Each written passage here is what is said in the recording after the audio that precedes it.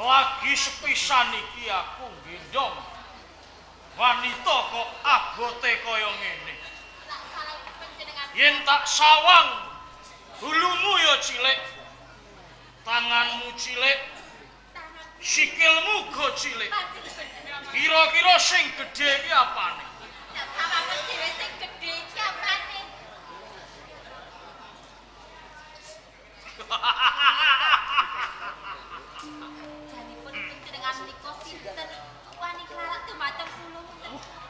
Yen kowe durung ngerti kelawan aku pas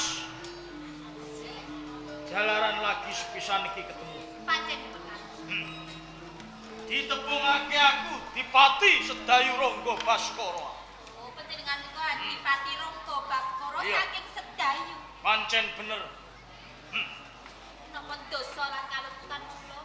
Purbawati. Kok larak dumateng kula. Kowe aja tambuh perkara dosa lan kaluputanmu. Pancen yen tak penggalih kowe iki salah sawijining wanita sing kakehan dosa. Kok panjenengan menika ngendikanipun kados ngaten. Dosa kula menapa? Dosamu ayu. Nak kowe ora ayu ora dosa. Mula sangka kuwi adoh sangka ing Kabupaten Sedayu nganti aku nyolong kowe sangka Kraton Pura Kencana. Papanake ana sak tengah alas. Mergo aku duwe rasa tresna kelawan kowe. Dados kados panjenengan menika tresna dumateng kula. Ya. Ning mboten caranipun kados ngaten lho. Carane kudu piye, Purbawati? Ingkang sae mboten salah ngaten. Perkara nembung wong tuamu kuwi tiba mburi. Sing baku aku nembung luwih dhisik lawan kowe yen kowe wis bisa nampa katresnanku. Mengko bebarengan bali ana ing Pura Kencana, aku ngilas pantes selamat lawan kowe. Kula mboten saged nampi.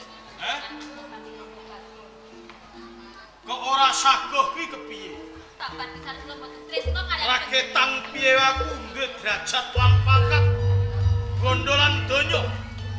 Yen kowe kelakon sing takake garwa Prameswari minangka ibu ibune para kawula ing Sedayu bakal mulya urip. Ya, aku ngerti.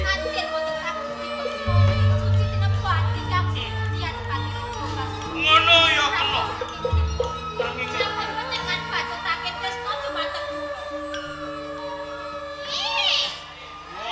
kok kaya Megapro ngene.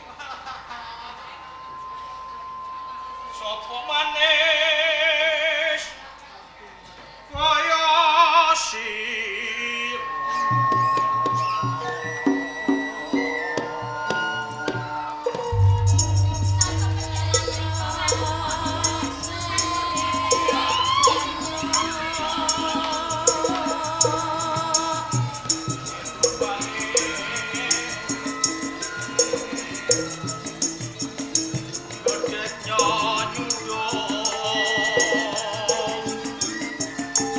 Oh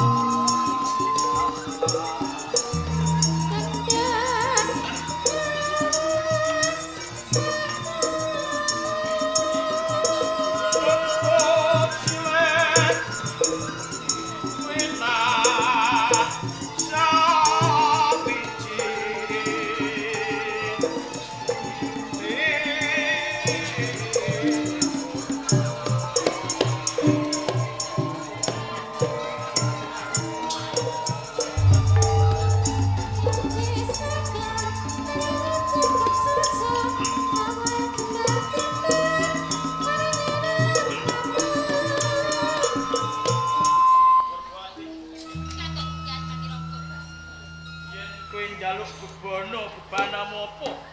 Waton aja lintang lan rembulan sing kok jaluk. Pun. Kula boten ingkang kula suwun koncerake kula wonten pati kula. Piye? Balekke pira kencana? Tunggu nyamah nulan.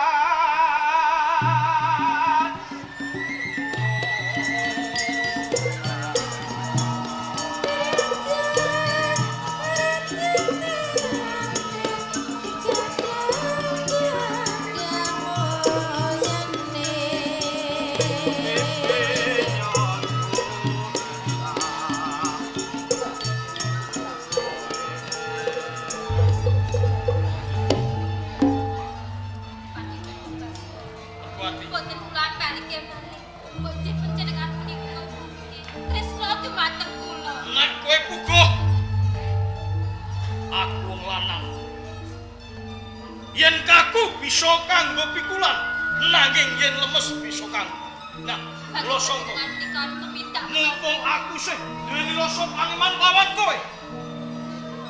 Cek kowe manut. Ayo, tak boyong kabupaten sedaya. tak kula manut kalian panjenengan malih kaning pecah kemawon. Piye? Kula pun tresna kalian panjenengan. Kowe ra gelem ngladeni kelawan aku? Boten. Nek ngono ing papan kene aku nggunakake panguasa tak rudha paripesot takon dosa. Candak cetak benteng takon.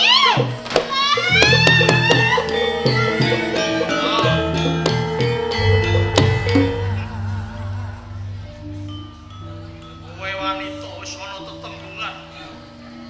Yuk kabotan pinjung mentelung kabotan. Aja mlayu teng omahku.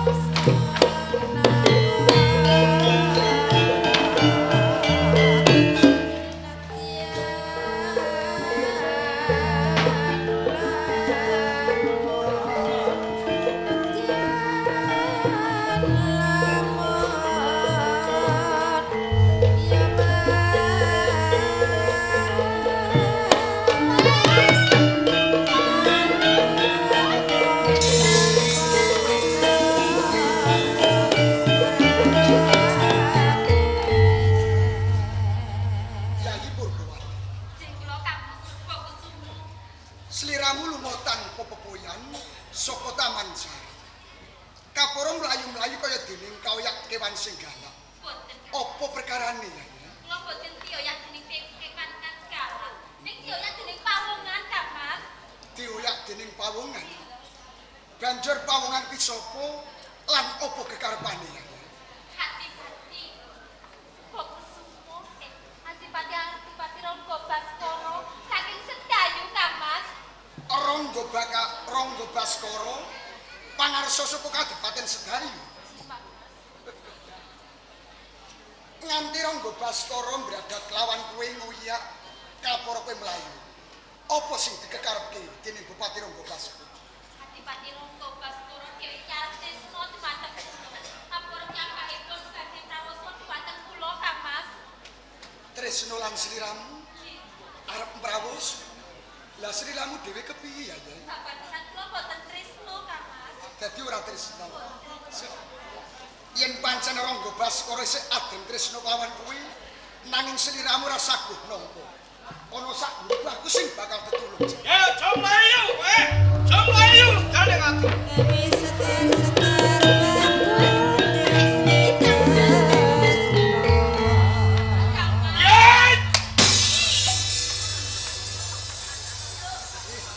Kowe nak ngene iki aja manas-manas ya. Jangan fokus sumo. Enek ketoprak arek tenanan. Nek kowe manas-manas aku, cetakon dosa, Apa cukup janji? Jangan fokus sumo. Iki mau pipi diawa-tawa, Pipimu diawa-tawa? Iki mau Kang Mas.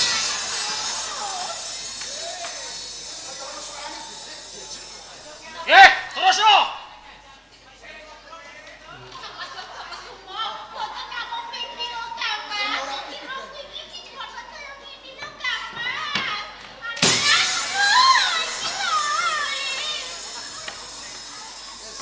Ajur yo lah. Lah wong ora trimo dipanas-panasi. Lho, Gua anggap apa aku? Umpama kelakon ngono ora kanggo telung dina. Kecil, tidak kasar ngatur-ngatur. Dadi iki piyayine. Niku pawonganipun. Iki wonge Bupati Rangga Baskara saka Kabupaten Sedayu. Kanjeng Adipati Rangga Baskara. Nggih. Menawi mboten klentuk ing pandhung kula, panjenengan menika petrek-petrek mitra lawan sujana kaliyan kula. Napa perkarane? Cetha. Yen Purbawati kae katresnan. Yo. Mula aku sujana kelawan kowe kuwi wis pas. Ateges kowe wong urip sing dadi watu sandung aku. Jagat yen ana kowe ora kelakon aku kaya ngipun Purbawati. Kanjeng Adipati Rangga Baskara. Apa? Yektosipun klentu menawi panjenengan sujana kaliyan kula. Well, Wanita ingkang kula arasi menika mboten katresnan kula. banjur sapa? Mboten garwa kula. Nanging menika kadang kula piyambak. Dadi kadangmu ngono. Leres. Nak ngono kowe calon IPUP. Apa amat? Kok PP pripun Calon IP. Oh calon iki. Kalau IP dalam kampus Tresno lho Kang Mas.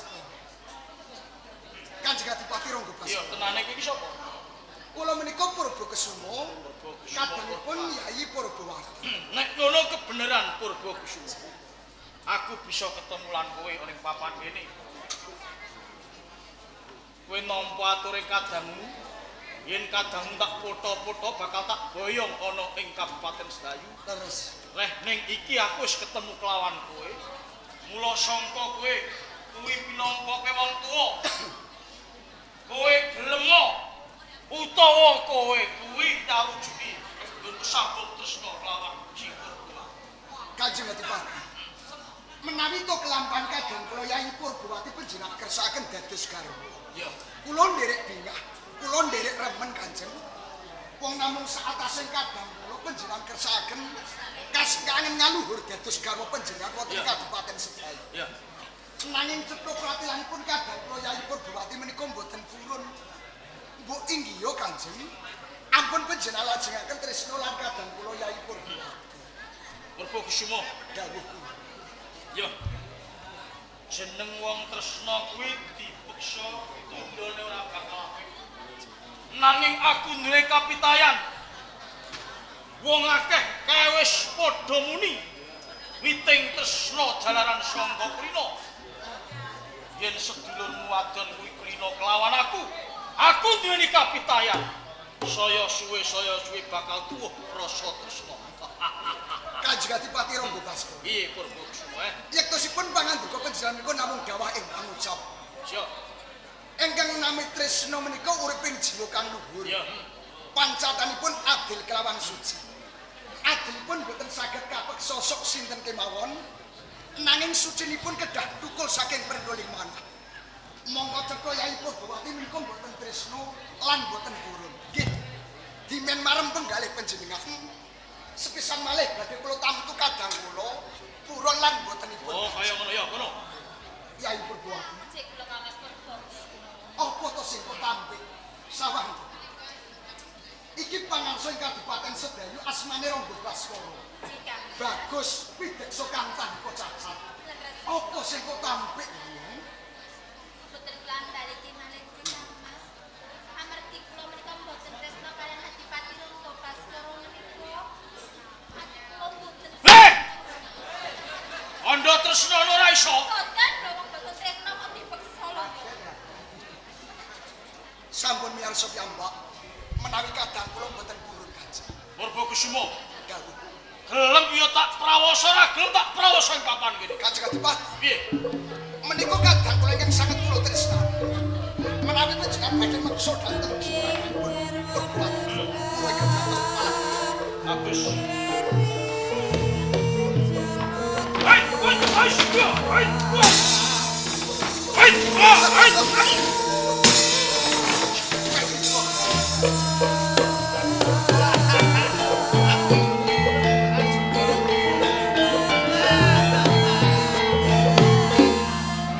Kang Mas.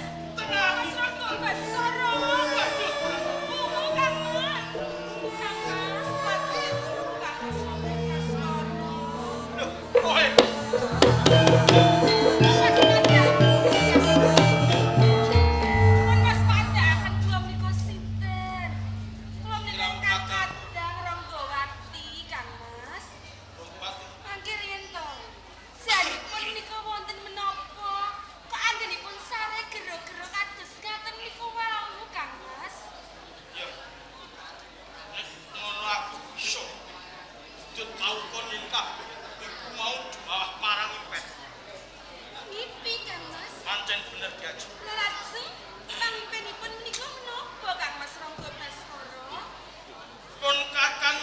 ketemu salah sawijining wanita.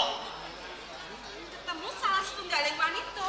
Wanita sing ayu kang tanpa cacat. Si? Ora ana liya putra Sinuhun Prabu Purbanegara sangka kraton Purakencana. Purbanegara saking Purakencana. Ya, jenenge Purbawati Diaji. Purbawati Kang. Kelakon tak bopong tak arasi. Panjenengan bopong panjenengan arasi. Sabanjuripun kados pundi? Nanging ana salah sawijining satriya kang dadi kepalangku. Panjenengan dados pepalang. Ora ana liya Purbakusuma kuwi uga putra ing Purakencana. Ning ngaten kadangipun si Kang Mas. Pancen bener, tak tembung sarana aris Diaji. Kapara kabeh iku mau gagar wigar kang antuk karya ndadekake pasulayan. Ndadosaken pasulayan. Nah. Lah tundhanipun kados pundi Kang Mas? Peperangan durung rampung banjur aku kok ungukake. Oh, dados panjenengan ngipine kados ngaten nika Iya. wae. Kang Mas, Supito, nek kula penggalih sampun trep pilih panjenengan iki mengku salah setunggaling wanita. Awit panjenengan ngayoman dereng kagungan garwa prameswari Kang Mas. Nek panjenengan tresna dumateng Ranggawati. Kang Mas, Supito, nek saking mangke ingkang kadang prayoginipun lho Kang Mas.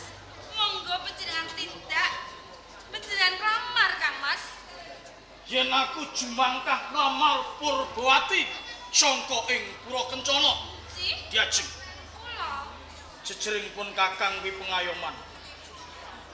Iya yen ditampa yen ora ditampa terus wirang apa sing tak sandang. nun sewu. Mboten kok ateges panjenengan ki jumangkah lamar piyambak menika nggih mboten. Lho karepmu? Haji utusan to Kang Mas. Utusan ayoko rak kados Kaya ngono. ngaten. Ya. Teh. Ora ngarsa teh. Kula Kanjeng Adipati. Ini kaget. Rajan sabene kowe tak timbali ana ing papan paguyuban. Leres kaget wonten ing saklebetipun ati. Adat nupya nimbali wonten ing Gatulaya niki wonten ing Tilam Pagilinggan. Ranggawati, Inggih. tenane ana jejiban sing bakal tak sampirake marang kowe.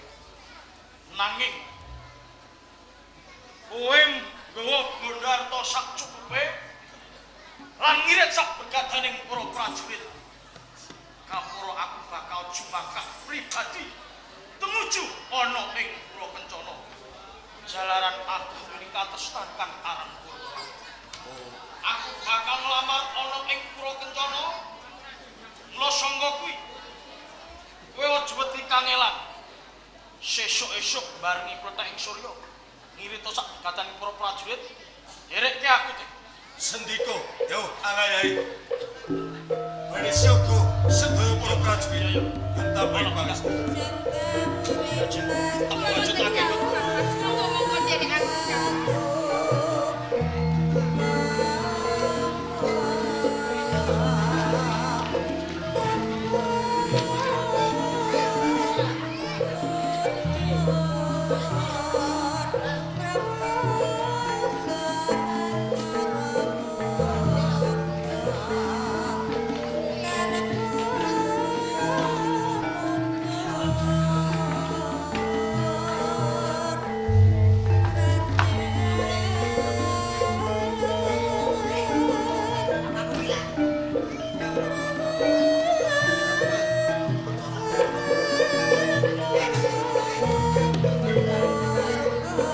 Sedang lawe tembang jumengan samreya. Kabeh para prajurit siagake. Sesuk-esuk padha ing surya. Kanjeng Adiwati bakal tedhak ana ing Purakencana nglamar lawan calon garwane. Kula tak pasrahke lawan kowe sampeyan. Sampun terang terwaca ing wekdal menika badhe kula budhalaken sedaya para prajurit. Budhalake.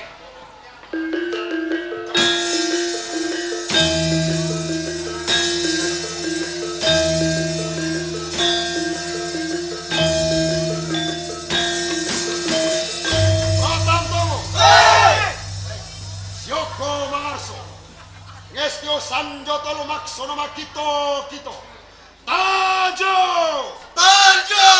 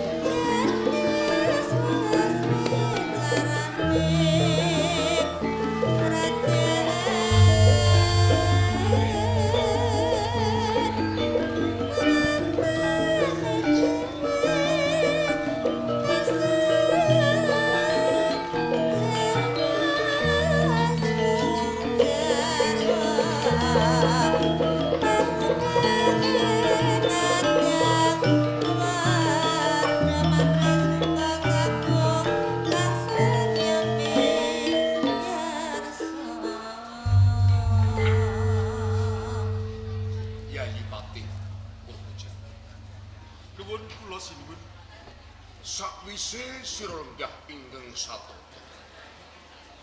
Tenane slak notol penggalih ingsun kepengin nampa atur palaburan. Kepiye pangrupane kawula keng mapan ana ing desa ngadesa. Nggih. Kepareng matur lepat nyuwun pangapunten. Kajeng saben dinten kula tansah naliti suasana wonten ing Karang Pradusunan mila panggesanganipun kawula wiwit saking pucuk ing adi ngantos lumebet ing Kitha Raja boten panggih kakirangan wiwit sandang pangan sarta papan jalaran sedaya menika kawicaksananipun Sang Prabu. Awit apa Pati? Tak jumbuhake sumpah prastianing ingsun. Wiwit ingsun kalenggahke minangka nalendra ing kraton Purakencana. Ingsun kudu tresna marang janji nuhun sabda kang wis kawedhar uga wis asih mring kawula gasih. Cedhane aku dadi ratu kuwi kudu kanggo ratu. Maka putraku Purwokerto paring pangatika wiwit kowe ngancik dewasa njur saiki sing kok gilut bab kawruh apa Purwokerto? Duh Rama Jimat pepunden kepareng ingkang putra munjuk atur nanging menawi wonten tunadung kaping atur mugi Kanjeng Rama kersa paring gong wilaya supangaksami dumati arinten lan dalu kula tansah nuhun dak pangatika panjenengan sinau menawi bab sawining kagungan ulah kridaning peperangan kaprajan kapanditan lan kabrahmanan ampun ngantos kula menika dados putra wonten ing Purakencana penggalih panjenengan kembanganipun kuciwa Purwokusuma parindah kowe kuwi putraning Nalendra tan wurunga taunana windanana kuwi besok tetepe ngganti marang palungguhane kowe yen kowe tak alem kowe tak ujo kowe aja nganti gedhe rumangsa sebab Rama ndirasa kuwatir gek mengko kowe dadi bocah sing kogong ketanggung kepama ora sida. Romo, pangalembone panjenengan menika mboten kula anggep kanugrahan dumateng jiwa raga. Nanging menika pecet menggawe kula. Putraku Purbati. Dawuh dalem Rama. Saiki Rama kepengin takon lan kowe. Ya. Ikut babakan Nanging pitakon iki mung kudu sambung karo pawangsulan.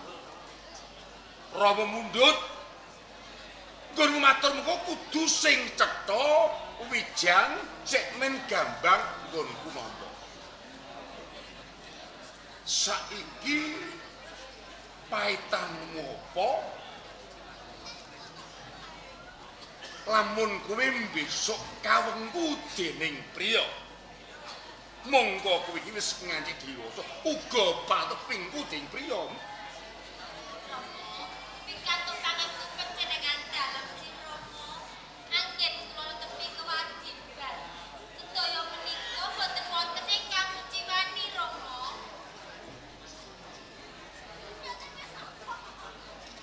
Ya. Putrwati.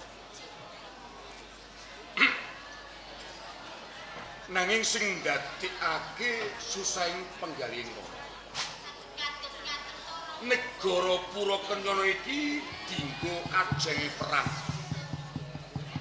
Saben-saben ana raja penglamar sing ngersake lan sliramu nganti sliramu puguh ora gelem kawengku dening priya satembah raja penglamar kruntik atine nganti nuwuhake perang gengrame gegemban. Coba apa kowe ora mesak ora welas? Oke kawula ing negara Purakenyana oke sing padha salang tunjang rebut dubyung. Debabah padha pating slingkrah pindha glagah kapidaing gajah kok mung sak derma undring perkara saka kowe. Rama kuwatir. Jenengan menika ampun matos dira. Margi sak menika kula dereng saged gadhahi garwa Rama. Sebab apa? Tasih alit to Rama dereng pantes bilih kula menika gadhahi garwa. Nek alite semundur gedene sesuk kapan? Umurmu kuwi wis 20 taun. Wis pantes diwengku dening priya. Benjang ning wonten priya ingkang resmi manang kula lajeng purun piyambak to Rama. Waras napa tas? Pamit salam kalimat tabib kula ingkang suwun.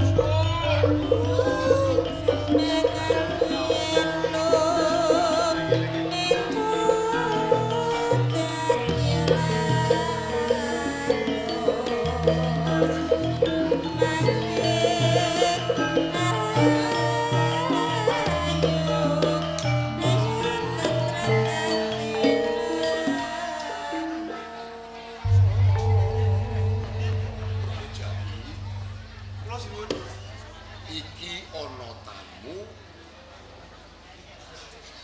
sing tak utus murba ora liya kejaba mundhak. Iki sing dawuh. Nuwun sewu Kisanak. Kisanak Dipati ingkang nembe lenggah. Kisanak Dipati. Sampeyan niku pripun? Kula ten mriki niku tamu. Sampeyan pelaksane dhewe. Tenang. Kula niku badal wakilipun Kanjeng Dipati. Oh, nggih. Supados murba dhateng panjenengan niwas pantes tetapungan. Nggih. Kateras pinten Kisanak? Ditepungaken nami kula Rangga Baskara. Rangga Baskara. Bupati tingkat 2. Bupati tingkat 2 saking negari pundi? Saking negari Sedayu. Saking negari Sedayu. Nggih. Dipun nepungaken kula Purbajati. Oh, Purbajati nggih. Parangka wonten ing Pura Kencana. Oh, ngoten nggih, nggih. Ngantos biasa gunayapa monggo menika wonten ing salebetipun paseban agung. Menapa kersanipun minggat ing Pura Kencana? Tebih saking Kabupaten Sedayu tumapak wonten ing Kraton Pura Kencana. Pengin pinanggih Sinun Prabu Purbanegara ingkang kagungan panguwasa wonten ing Pura Kencana. Oh, ngeten. Nggih, matur lenggah dados Oh, nggih, nggih. sinuwun menika dipati saking Sedayu ingkang nami Rangga Baskara. Minggah ing Pendhapi Agung badhe wawan rempat lan pinanggih dhateng panjenenganipun Sang Prabu. Kisana Rangga Baskara. Nggih, tuh dalem. Yen ngono kuwi kira isih duwe Rangga Muda. Mboten namung dulure Rangga Muda. Lajeng sinten? Kula tasih dulure Rangga Nggogek kula. Mboten apal. Ditepungki ya ingsun Purbanegara hinggeng handar beni panguwasa ing Kraton Pura Kencana. Menawi ngaten kula ngaturaken sungkem sembah bukti kanjeng. Ya tak tampa. Nanging ora liwat mung puja pangestuning ingsun kebak tambahi. Nggih, kula tampi mugi ndadosaken jimat. Rangga Baskara. Awuh, Rawuhmu ana ing Kraton Pura Kencana. Mung emane kok ndadak ora caos katrangan sadurunge. Yen sliramu paring cecol tartamtu wae ingsun bakal nganakake upacara kaprajuritan uga nyepake titian kreta Jolajemana kagem sliramu ya. wah. Matur nuwun sanget dening Sinun Prabu Purbanegara migatosaken dhateng tumapak kula wonten ing Pura Kencana. Kejaba sapa kuwi? Inggih setuju. Ndadekake tandha pitakening penggalih ingsun. Rawuhmu mung badan sajuga. Ing semu semenga pengawak bajra ana wigati. Apa wigati? Tebih saking Kabupaten Sedayu tumapak wonten ing Kraton Pura Kencana. Yektosipun kula badhe nanjihaken pujaring bakul sinambiwara kipeting piwala mabur. Menapa kapara leres wonten ing Pura Kencana wonten salah satunggaling wanita ingkang nami Purbawati. Ora luput saka ngendikan. Purbawati kuwi kalebu atmajaku ya putraku. Yen kowe durung ngerti, ya iki putraku Purbawati Rangga. Menika wedian tenan. Pripun to Rama kalapun yendang. Sepul tutu nungso. Emut kete, emut ke. Lho piye to, Pate? Nuwun sewu nggih, bisa dipakai. Sampeyan kok mestani Gusti Putri nika edan nika pripun? Wah. Nggih, nuwun sewu. Sedaya nayaka praja wonten ing Pura Kencana ampun klentuk ing punampi. Kula ngantos sumuwuh ingkang putra Purbawati edan tegesipun edan grah salah tonton boten. Jebul dudu menungso. Menika pindhaning widodari Supraba ingkang mijo antah. Ngaon bono sini. Yen putraku pindha widodari mangejo antah. Nggih, Njur candrane kepiye? sandrane kados kedele gosong. Aku kuwi nek Ireng nate kaya ngerti kedele gosong. gosong kuwi ora enak. Hah? Ora enak. Sing kandha sinten? Aku dhewe Kedele gosong niku nak dikecape ping pisan niku mboten enak. enak-enak. Nanging nak dibolan balen niku ngendhalek rasane. Apa iya?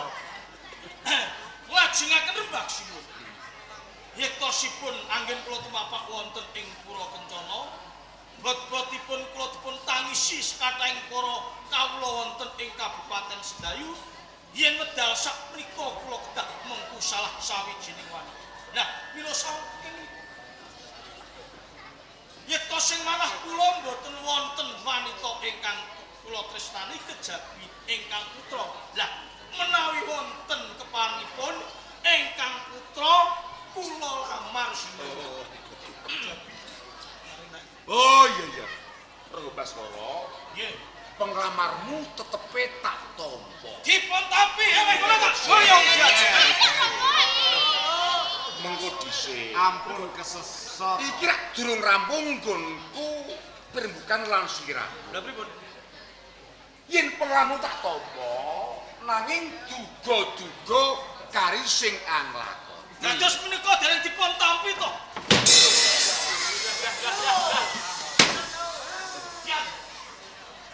Anginipun lemah.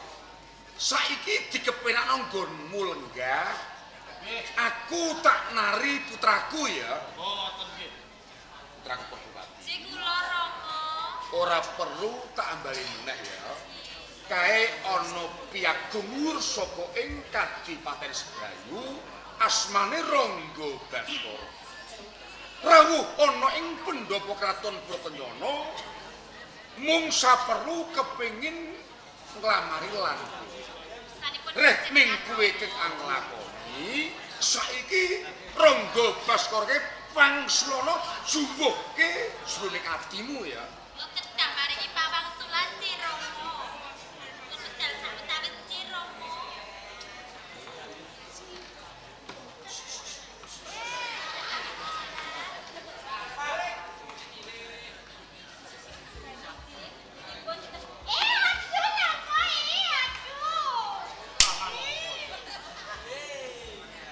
Nggih, Panjenengan menika ingkang nglamar dumateng kula. pancen bener wong ayu. Nggih. Ampun kesusu. Dereng dadi bojone kok kesusu. Wong alus watak kula niku grusa-grusu.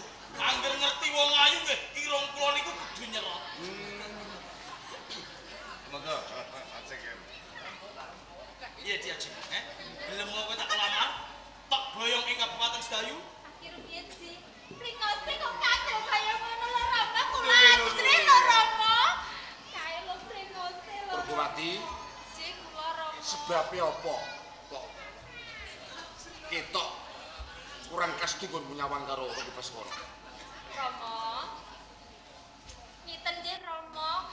Sakmenika kula dereng tuwa, nyadahi garwa Rama. Amargi menika kula dereng saged nampi parlamaripun pawongan menika lho Rama. Pawongan. Menika kula boten sadah nampi pangalipun panjenengan. Kula sudina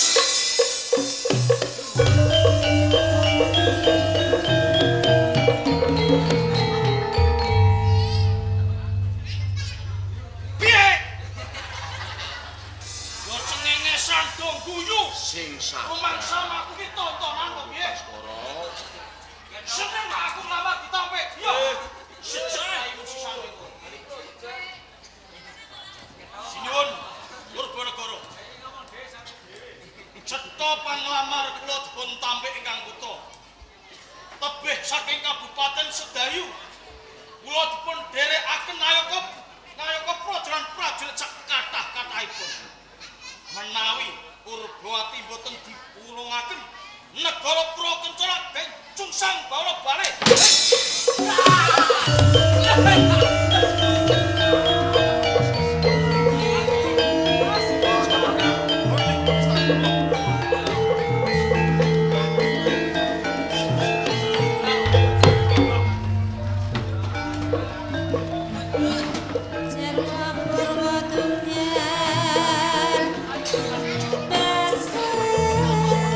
Bebas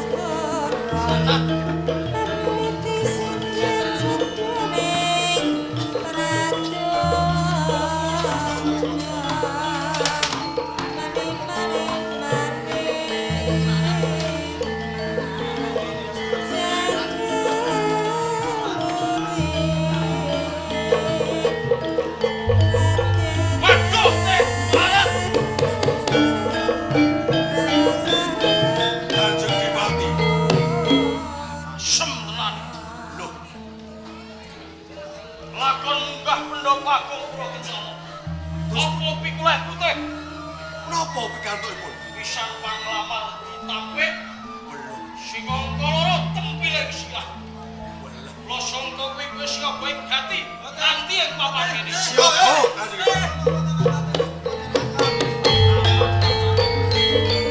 Napa Baskor? Pengalaman. Nek cepul kepen kelang sakai bahan ing Pura Kencana. Jo kula parungso.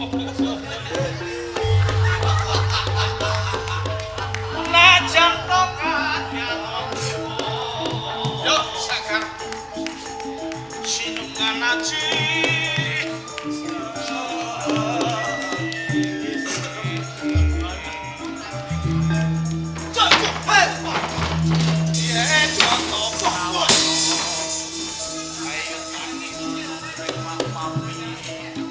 Yen watak ing prajurit Joni kebyah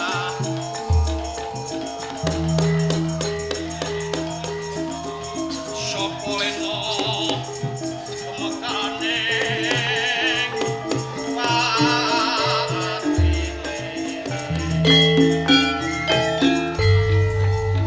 karang maju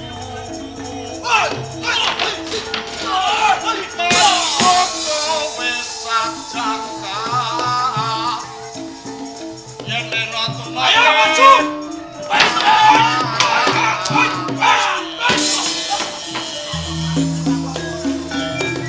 Ayo maju!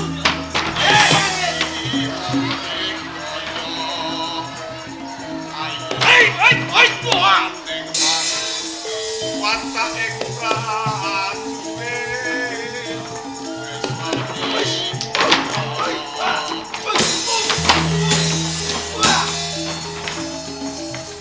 yen wis sira lena